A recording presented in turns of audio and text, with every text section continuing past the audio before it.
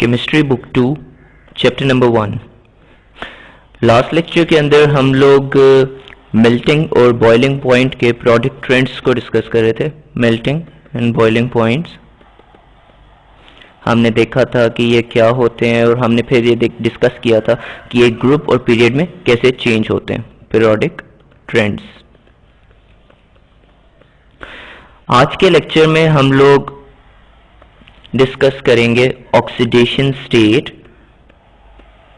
Oxidation state कि ये क्या होती है, और फिर हम डिस्कस करेंगे कि ये एक पीरियोडिक टेबल के अंदर कैसे वेरी करती है फ्रॉम पीरियड्स, जो कि हमारे लिए इंपॉर्टेंट है सबसे, और उसके बाद ग्रुप्स पे भी हम एक नजर डालेंगे। सबसे पहली चीज तो ये कि ऑक्सीडेशन स्टेट होती क्या। ऑक्सीडेशन स्टेट को हम यूं डिफाइन करते हैं कि सिंपली ये चार्ज होता है। ऑक्सीडेशन स्टेट इज चार्ज जो कि किसी एटम के ऊपर आता है, और कब आता है, जब वो किसी कंपाउंड के अंदर होता है। Oxidation state is the charge जो कि कोई एटम होल्ड करता है when an atom is bonded in a compound. तो उस वक्त उसके ऊपर जो चार्ज वो कैरी करता है उसको हम ऑक्सीडेशन स्टेट कहते हैं। और वो चार्ज वो कैसे कैरी करता है, चार्ज वो या तो इलेक्ट्रॉन्स को एक्सेप्ट कर रहा होगा या वो लूज कर रहा होगा। बल्कि इससे पहले हम एक और चीज डिस्कस कर लेते हैं कि ऑक्सीडेशन स्टेट जो है ये दो किस्म पे हम लोग डिफाइन करते हैं। फर्स्ट जो होती है ऑक्सीडेशन स्टेट, ऑक्सीडेशन स्टेट ये फर्स्ट कैटेगरी हम लोग इसकी कर लेते हैं आयनिक कंपाउंड्स की।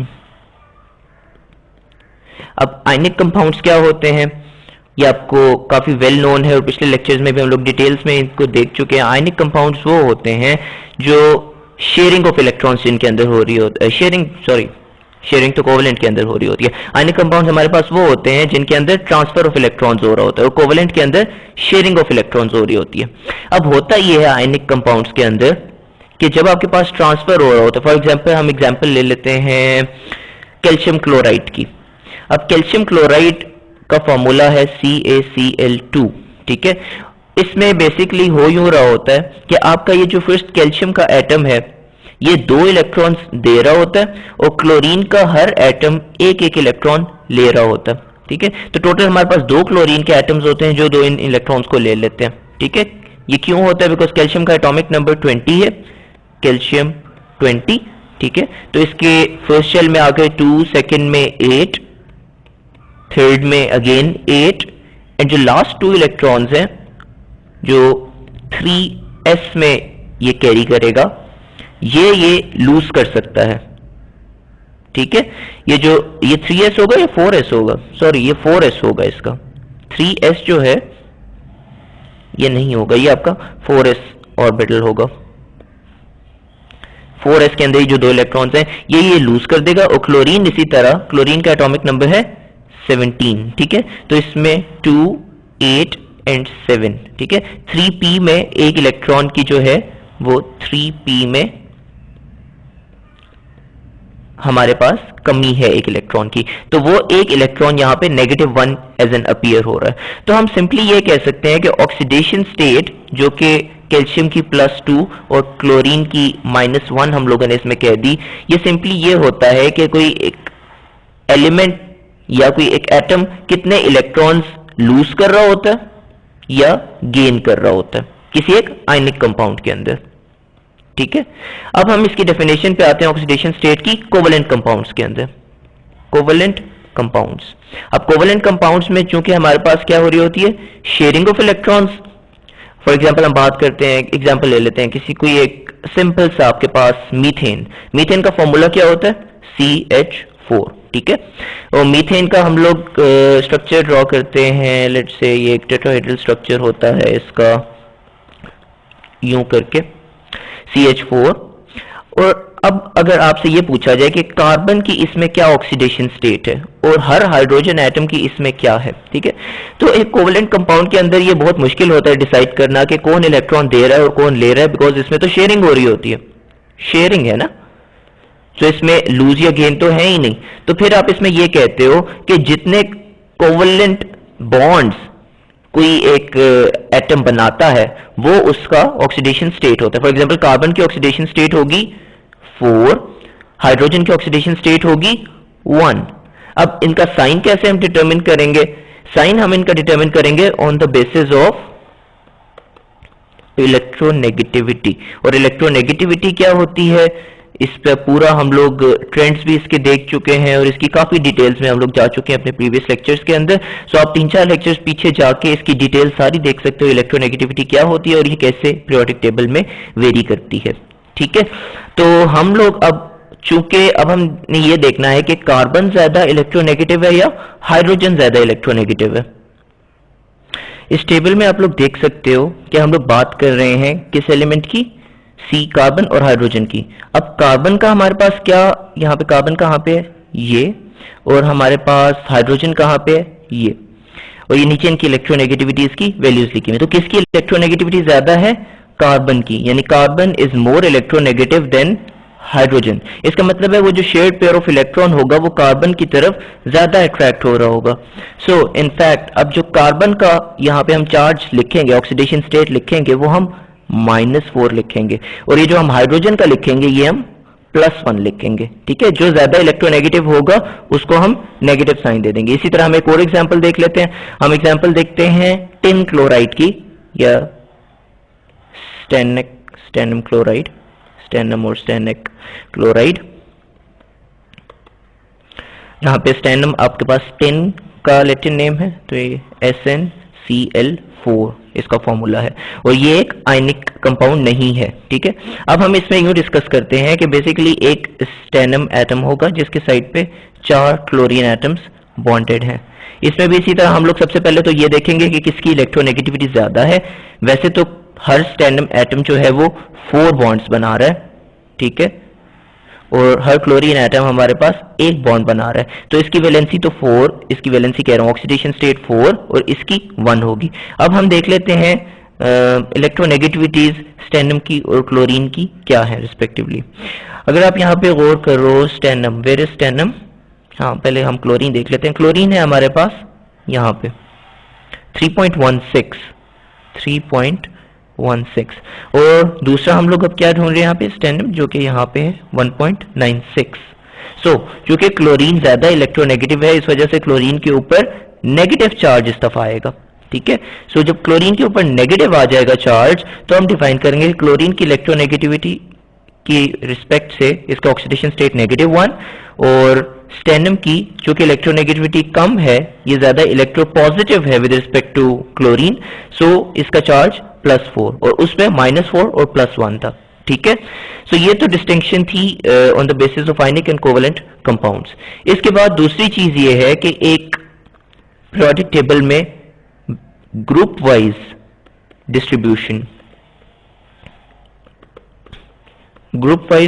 Distribution of oxidation numbers. ठीक है, अब ये बहुत इंटरेस्टिंग चीज है।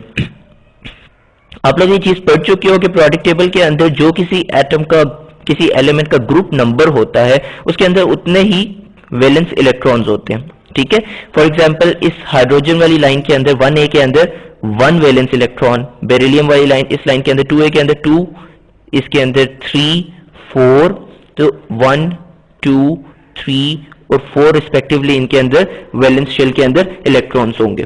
तो ये जब किसी कंपाउंड के अंदर अपीयर होते हैं तो अमूमन क्या होता है कि ये इन इलेक्ट्रॉन्स को लूज कर देते हैं, इन इलेक्ट्रॉन्स को लूज करते हैं और बॉन्ड बनाते हैं। और चूंकि ये आपके पीरियोडिक टेबल की जो लेफ्ट साइड के एलिमेंट्स हैं, ये ज्यादा, ये जो इस साइड का है पार्ट, इलेक्ट्रो पॉजिटिव होता है। ठीक है, और जो आपके राइट साइड के एलिमेंट्स हैं ये इलेक्ट्रो नेगेटिव होते हैं ज्यादा। ठीक है, अब आपके राइट साइड वाले जो एलिमेंट्स हैं उन पे नेगेटिव चार्ज कैरी करते हैं, आपके जो लेफ्ट साइड वाले हैं, for example 1a, 2a, 3a, 4a, ये आपके इलेक्ट्रो पॉजिटिव हैं with respect to these last 3-4 lines. तो अब होता ये है कि एक हाइड्रोजन वाली जो 1a पूरी लाइन है, ये ऑक्सीडेशन स्टेट +1 कैरी करते हैं। जो नेक्स्ट है 2a, ये +2, जो नेक्स्ट लाइन है +3 और +4। ये बहुत ही सिंपल तरीका है मेमोराइज करने का ऑक्सीडेशन स्टेट्स की, ठीक है। तो आप इस पूरे ग्रुप के अंदर अगर हम वेरिएशन अब काउंट करें, इस पूरे ग्रुप के अंदर आपकी ऑक्सीडेशन स्टेट +1 ही रहेगी, ठीक है। आपकी ऑक्सीडेशन स्टेट 1A की हमेशा +1 होती है। तो ऑक्सीडेशन स्टेट का जो ट्रेंड है वो with in a group change नहीं करता। और इसी तरह ये जो ग्रुप है इसकी जो आपके पास ऑक्सीडेशन स्टेट है वो +2 ही रहेगी थ्रू आउट, ठीक है। बट जब आप एक पीरियड में मूव करते हो इस डायरेक्शन में तो आपकी ऑक्सीडेशन स्टेट्स वेरी करती हैं। आपकी 4 जो कार्बन है, कार्बन की जो आपकी अभी प्रीवियसली आपने CH4 के अंदर देखा था कि कार्बन की ऑक्सीडेशन स्टेट -4 थी, ठीक है। तो ऑक्सीडेशन स्टेट आपकी जो 4th है ना, इसकी 2 हो सकती हैं, या +4 या -4। इसके बाद जो आगे 3 आपके पास ग्रुप्स हैं, ग्रुप कौन सा है ये? 5A, 6A and 7A and 8A। इनकी ऑक्सीडेशन स्टेट्स हम यूं डिफाइन करते हैं कि इनकी 2 किस्म की ऑक्सीडेशन स्टेट्स होती हैं। एक तो ये कि ये जितने इलेक्ट्रॉन्स इनके वैलेंस शेल में होते हैं, फॉर एग्जांपल इसमें 5, 6, 7, इसमें आपके पास +5, +6 एंड +7 ऑक्सीडेशन स्टेट से कैरी करेंगे।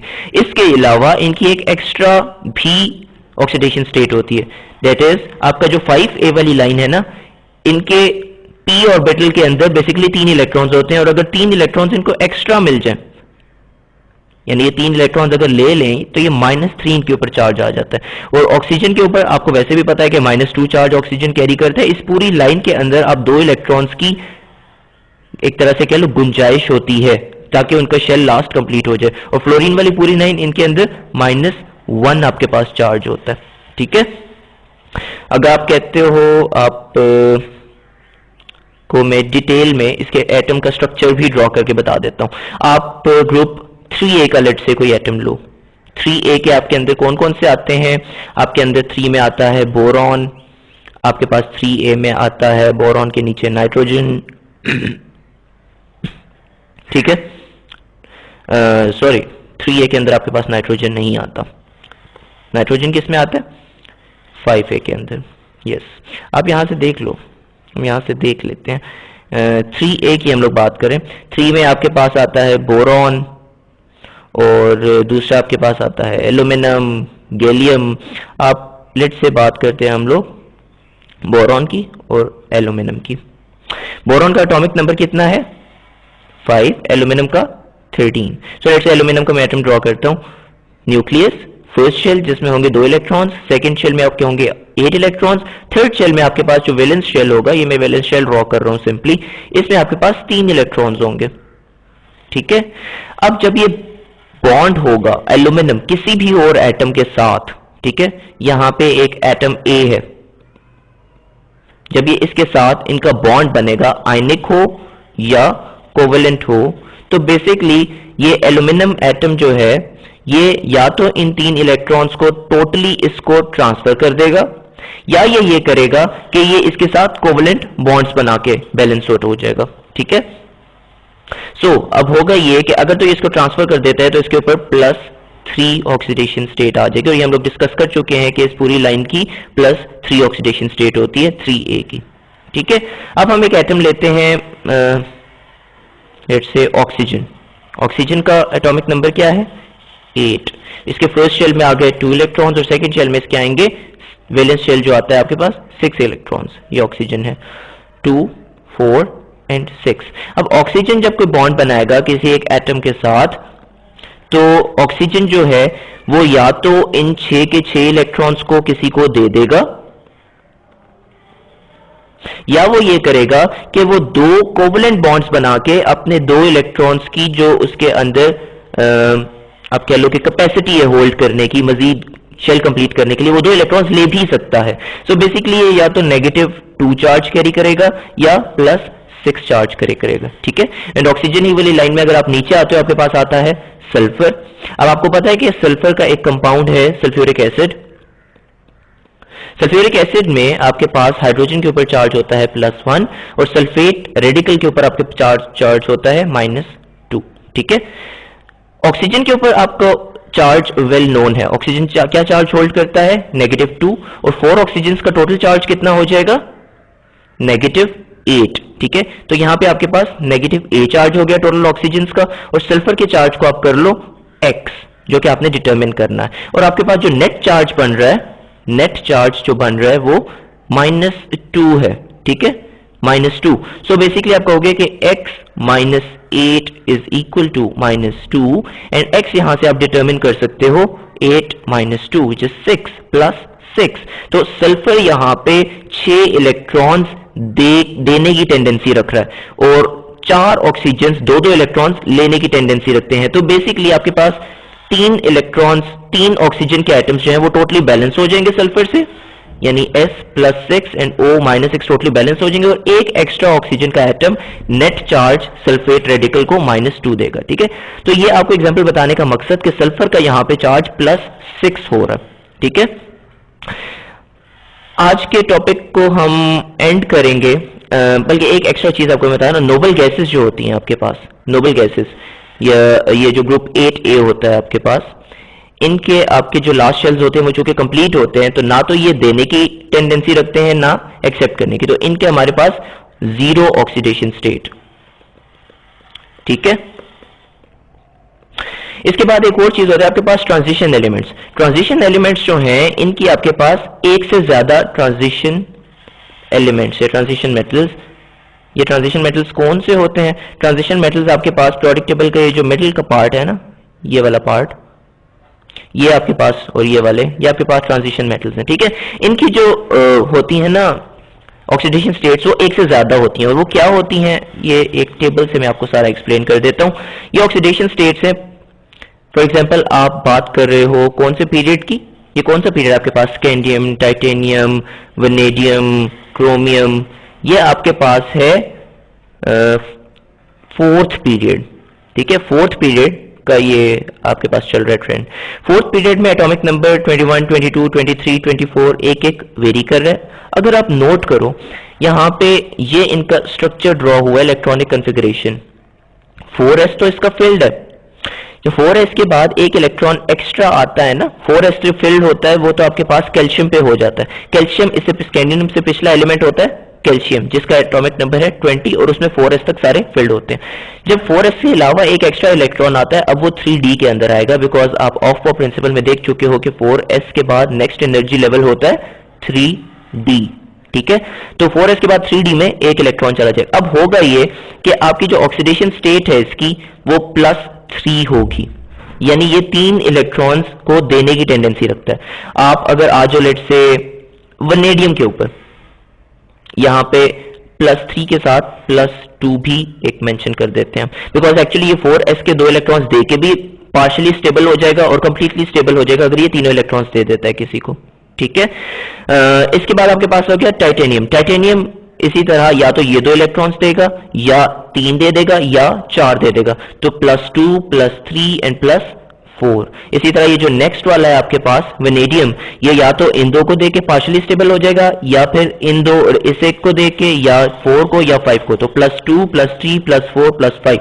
अब आप देख सकते हो एक चीज में भी आपको कंफ्यूजिंग लग रही होगी इस स्टेज पे कि ये एलिमेंट्स इलेक्ट्रॉन्स जो हैं ये नेक्स्ट सब ऑर्बिटल के अंदर ही क्यों जा रहे हैं, यहीं पे क्यों नहीं आ रहे। इसकी रीजन होती है होन्स रूल, जिसकी डिटेल्स में मैं अभी नहीं जाऊंगा। इसकी जो डिटेल्स हैं, आपका पूरा ट्रांजिशन मेटल्स का एक पूरा चैप्टर होगा, चैप्टर नंबर 6, उसके अंदर हम डिटेल में डिस्कस करेंगे। तो just to give you an idea कि ऑक्सीडेशन स्टेट्स जो होती हैं वो एक से ज्यादा भी होती हैं। ठीक है, और जितना आप मिड पे आते जाते हो प्रोडक्ट टेबल पे, आपके ऑक्सीडेशन स्टेट्स जैसे मैंगनीज की और आपके पास फिर आयरन की, इनकी सबसे ज्यादा होती हैं ऑक्सीडेशन स्टेट्स। ठीक है, यहाँ पे कम मेंशन्ड है, इससे भी ज्यादा होती हैं आपके पास। ठीक है, सो आपके जो ट्रांजिशन मेटल्स होते हैं इनकी वेरिएबल ऑक्सीडेशन स्टेट्स होती हैं। ठीक है, वेरिएबल ऑक्सीडेशन स्टेट्स, और ये ना सिर्फ आपके ग्रुप नंबर के ऊपर डिपेंड करती हैं। फॉर एग्जांपल आप कहते हो कि आप किसी एक ऐसे एलिमेंट की बात करो जो ट्रांजिशन मेटल्स के अंदर है। ट्रांजिशन मेटल्स के अंदर आपके पास कॉपर की 1 आप कहते हो, कॉपर 1 से रिप्रेजेंट करते हैं, कॉपर 1 भी होता है और कॉपर टू भी होता है आपके पास। कॉपर 1 जो होता है इसको हम कहते हैं क्यूप्रस, और कॉपर 2 आपके पास होता है क्यूपरिक। ठीक है, तो कॉपर 1 जो है, अगर हम अब इस टेबल पे जाके देखें, कॉपर का इस तरह से फिल हुआ हुआ होता है शेल। ठीक है, कॉपर या तो किसी एक इलेक्ट्रॉन को देके भी स्टेबल हो सकता है, या वहां से एक इलेक्ट्रॉन अगर यहां पे शिफ्ट हो जाता है, ठीक है, और यहां पे आपके पास एक अनस्टेबल बन जाता है, तो वो इन दो को देके भी स्टेबल हो सकता है। तो +2 एंड +1 ये दो कॉपर की वेरिएबल वैलेंसीज हो जाएंगी। ठीक है, और कॉपर अगर आप देखो, कॉपर कहां पे लाई करता है, कॉपर आपके पास यहां पे लाई करता है, और इसका नाम 1b है। ठीक है, so this is just to give you an idea कि आपके जो ग्रुप नंबर्स होते हैं आप उनसे भी इनको एसोसिएट कर सकते हो ट्रांजिशन मेटल्स की ऑक्सीडेशन स्टेट्स को। So that's it for oxidation states. Next time हम लोग इलेक्ट्रिकल कंडक्टेंस को डिस्कस करेंगे, इलेक्ट्रिकल कंडक्टेंस, और साथ हाइड्रेशन एनर्जी, और इनके हम प्रोडक्ट ट्रेंड्स देखेंगे। ठीक है।